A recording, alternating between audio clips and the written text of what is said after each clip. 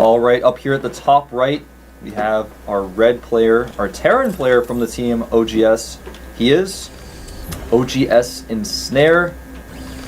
That didn't quite work out like I wanted it to.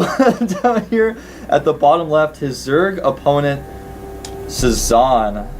Very old school StarCraft pro gamer, one who played quite well in the beta, did well in the earlier seasons of GSL. Hasn't really proven himself very much recently. You know, we can say the same about Ensnare. Both of these players are kind of on their last legs.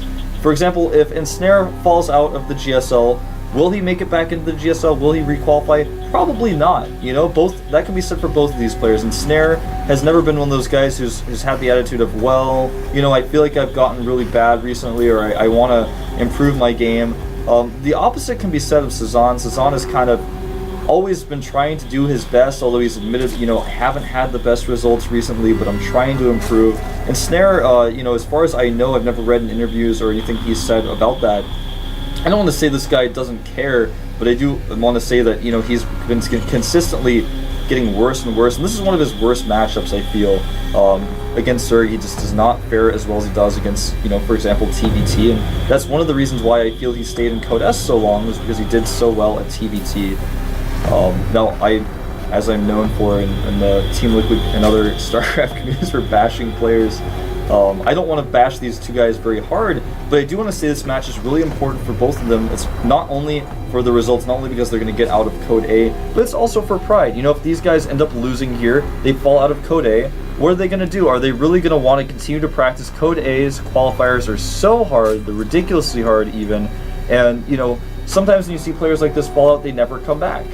MC, of course, fell out. He came back from MLG. We saw players like Maru Prime from one of the first seasons of GSL, the open season. Maru Prime, the little 12, 13-year-old guy who knocked Slayer's Sella out of the GSL back in that open season. Yeah, he made it back in. But these guys can do it.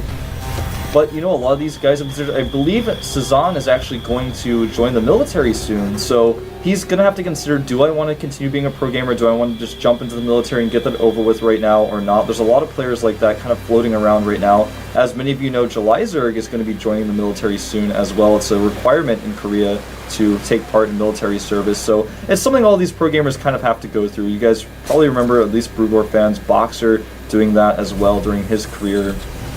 And Nalra as well, I believe, just recently finished his military service. It's just something that every pro gamer has to go through. It's the law in Korea. But anyway, enough about that. Zergling speed is on the way here for Ensnare, and back at home for Cezanne, and back at home for Ensnare. He's getting that reactor up. He's got a factory on the way. He's going to be doing a reactor Hellion expand, the most common TVZ build. In fact, if you don't see this build on this map, you see probably a command center first. You very rarely see a one barracks expand.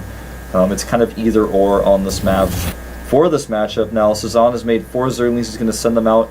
Now, Cezanne actually has not been able to scout where his opponent is at this point, although he does see with an Overlord at the right side of the map, okay, my opponent's not here. He's checking at the top over here with this Overlord. He hasn't seen anything just yet, which makes him feel pretty comfortable his opponent's not there and is most likely over here, sending those slow Zerglings out to take the watchtowers. Going to be able to see any scouting SCVs that come out. He's going to actually take the long way around with this Zergling to maybe try to sneak in and get some scouting information. Ensnare does have these first 2 Hellions out. He's going to immediately send them to his opponent's base. On his way back, he may clean up the watchtowers. In fact, he's actually going to go clean up these watchtowers right now, taking that map control away from Cezanne, taking that vision away, and ooh, back in Ensnare's main base, actually adding 3 more barracks, going up to 4 barracks as he gets this command center up. Now, in Cezanne's main base, he's only mining with 1 drone in that extractor, not going to be putting Baneling Aggression on like we saw him do last game. Normally, this is a common occurrence. Most players like to pull their drones out of that gas to get that extra minerals so they can get more drones out, get those queens out immediately, make extra Zerglings if they need to. You know, if they're not going to make Banelings, if they're not going to make Roaches, they don't really need that gas, but they keep the 1 in there for a while just to be safe, because if you have that 1 in there, that means, sure, right now, Cezanne has actually built up about 100 gas. If you needed to make a Baneling nest and defend an all-in or something, you could do that. If you need to make a Roach Warren, he could make some Roaches. He could put those drones back on, so he gets extra mining, but it's not, you know, it's not like he's way committing to not mining gas. Orbital finishing up here for Ensnare, going to start dropping mules here. Right now the worker count is 25 for Ensnare to 27 of Cezanne. These first 4 Hellions are going to come over here, try to do a little bit of damage, but Cezanne has 2 queens here. He also has a spine crawler. He should be totally fine. In fact, it looks like Ensnare is just going to use these to check for the base. Probably going to go take the watchtower again. Notice that Cezanne has not stopped sending Zerlings around the map, trying to retake those watchtowers, trying to find out exactly where these Hellions are. He still has this watchtower, for example. Even if he loses one of the Zerlings in the middle of the map, he sends another one right away to replace it, just to make sure he knows exactly where these Hellions are. Right now, these Zerlings are destroying these rocks. They're going to know, okay, the Hellions are over here, I can destroy these rocks, but when the Hellions run away from that creep, he has to pull these Zerlings back, does not want them to get caught. Also notice Cezanne has a Zerling over here at these rocks to spot for Ensnare taking a third base. He knows he's not doing that. He does not, however, know about all of these barracks. Interestingly enough, Ensnare has moved this factory off of a reactor, saying, if I make Hellions, I only want to make them one at a time. So anyways, Ensnare right now, back in the middle of the map, moving out with a ton of Marines here. He's actually going to push up with these Marines and Hellions. There is only 1 spine crawler here and not a ton of Zerlings right now. In fact, just 18. His queen may get caught here. She pulls back just in time, but Ensnare is not stopping. He's going to push all the way up the ramp. 4 Banelings in production right now. That means 4 less Zerlings to fight at this moment. A lot of drones running away here, stacking up a little bit. Oh, the carnage. A lot of drones going down. The Banelings going for these Hellions. And nice splitting by Ensnare, actually doing quite well in this engagement, cleaning up the Banelings now, and the drone's going to fight the Hellions. Oh no, I think Cezanne is in a ton of trouble, losing so many drones at this point. In fact, a total of 16 workers killed, 17 I suppose I should say, as this Hellion starts cleaning up the remainder of these drones. No! 20, and will he target down another one? No. 20 workers killed in total there right now. That puts our worker count at 37 to 34 as those workers were dying. Cezanne did the smart thing. It's a huge overstep of, you know, when a lot of Zerg players have this kind of aggression hit them, they make a ton of Zerlings, they freak out, they don't remake drones, and then suddenly the Zerlings are out, they can't really do anything with those, and they're still behind in worker count. But right now, when that attack hit, he knew, okay, I have enough units to hold this, I'm going to lose a lot of drones, but while the attack is going on, I'm going to drone up quite heavily. Now he's still at 41 to 41. But that being said, because he did not make very many attacking units, Ensnare now has a lot of opportunities. He can take a third base almost for free because there will be very few units out to contest that, or he can actually just gather up his forces and attack again. Right now he's producing siege tanks, doesn't have siege men on the way just yet, but he'll be getting that fairly soon. Wants to make medevacs as well, but you know, he's just now powered up his gas, so he doesn't have a ton of gas laying around to do that. Just wants to get those siege tanks out ASAP. Remember, he's got this kind of macro orbital, if you will, in his main base. He's been able to drop mules with. He's also, you know, keeping that SCV count quite high. He's 49 SCVs to 41 drones right now because he's making 3 SCVs at a time. That means when he does finally take this third base, once he destroys these rocks, he's going to have an awesome economy. He's going to have a fully saturated 3-base economy. And right now he's going to push out. This is one of those timings I was talking about that Cezanne is kind of unlocked, where if Ensnare decides to commit to an attack, he actually could just kill Cezanne. He's going to force a lot of units. But instead he is going to go for these rocks, destroying the rocks immediately with this force, rather than going for an attack. I think it's a little bit, you know, of an interesting choice. He could have just destroyed the rocks with some of his forces at home and sent an attack force out to force possibly a cancel on the space. Right now, Cezanne has his macro hatchery up. He's getting Burrow right now. He's getting Mutalist flyer attack. He's got 6 mutas on the way, and in fact, those are his first 6 mutas, so he's just now started that +1 flyer attack.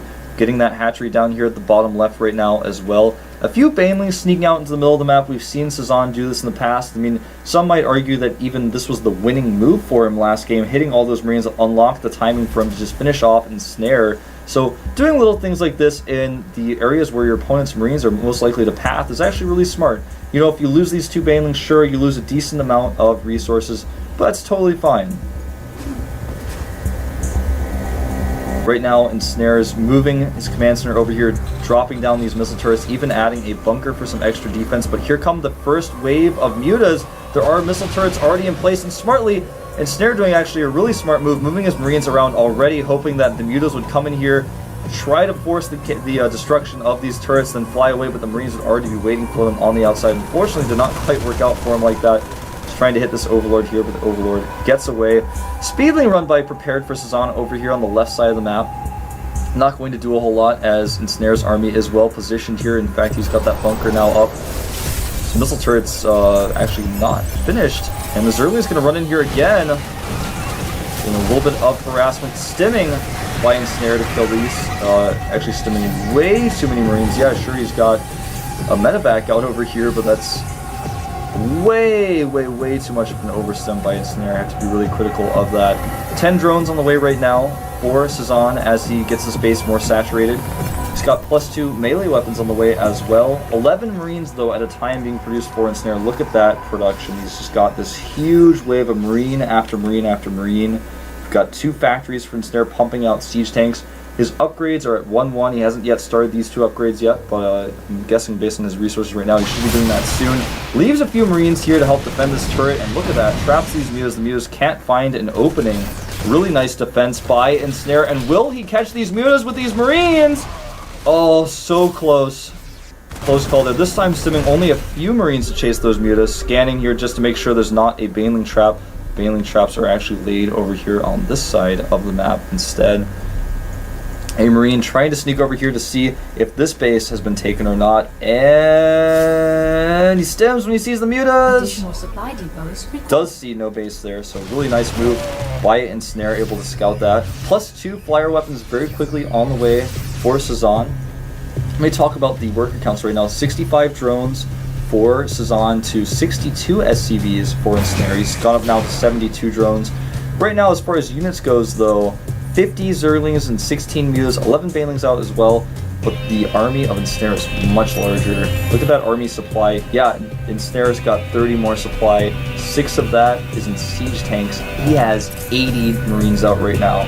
Not, not 50 Marines, not like 60 Marines, not 25. No, actually he has 80 Marines out right now. And Cezanne is going to have to engage this just right. He has so many Marines. Look how many Marines he has. This looks like a lot of Marines, but guess what? There's more Marines here. They're over here too, and they're over here on the left side. They're defending stuff. There's 4 Marines over here in this bunker. They can stim. They already did. He's got so many Marines here. Cezanne is narrowing that supply gap right now, 176 to 177. And Cezanne moving out with a huge force. He's going to try to catch Ensnare's army here, but Ensnare is pre-splitting his Marines. He's got his tank sieged up. This is a really good position for Ensnare, but Cezanne has a larger armory, I feel, right now altogether. If he decides to go for a nice flank, he may be able to do a ton of damage, cleaning up some of these Marines and getting away with his mutas, not losing a lot of them. They don't yet have +2 flyer weapons. 24 more Zerglings on the way, but Cezanne does not know about this attack just yet. Looks like he's going to spot it with the watchtower, just barely sees it. Will he force the cancel on this hatchery? We'll find out. It's going to be close. Does not cancel the hatchery, in fact loses it, but all the Marines were cleaned up. Cezanne pulling ahead by 11 supply at this point. +2 flyer weapons finishing here, +1 carapace finishing as well, but 2-2 for these Marines is almost finished. The Mobius reactor finishing up for Ensnare. We may see more of that ghost play that was really early last time for Ensnare. Last time we didn't really get to see it because he just died, but in this case we may be able to see some of that early ghost play. Now, Ensnare is wanting to take this 4th base. Is a terrible time, though, because these mutas may catch it. Speaking of catching things, mutas themselves getting a little bit caught here. And this is a huge army for Cezanne, but he's going to kind of get it caught in this area where there'll be no retreat. Oh, losing a lot of banelings to that siege tank fire. And not really being very decisive with how he engaged. Looks like he's going to go for these SCVs here. The SCVs trying to retreat. A majority of them do go down, but some of them escaping ever so slightly over here, and Ensnare actually not able to engage this just right away, losing that command center. And in fact now Cezanne, despite being a little bit trapped, is going to escape. Ensnare scanning all over the map right now, trying to find his opponent's army, trying to make sure there's no baneling traps. And look at this base is going to get caught. No escape for this base with that +2 mutilous attack. He's going to take it out so fast. Even if these Marines come over here, he should be able to target this command center down. Will he do it? Going for it now, getting very low. There's no SCVs to repair this. Gets it, and there are 2 burrowed banelings here. He may bait these Marines into them. Meanwhile, Cezanne actually going over here to sending a huge army to deal with this one little Marine that's trying to deny a 5th base.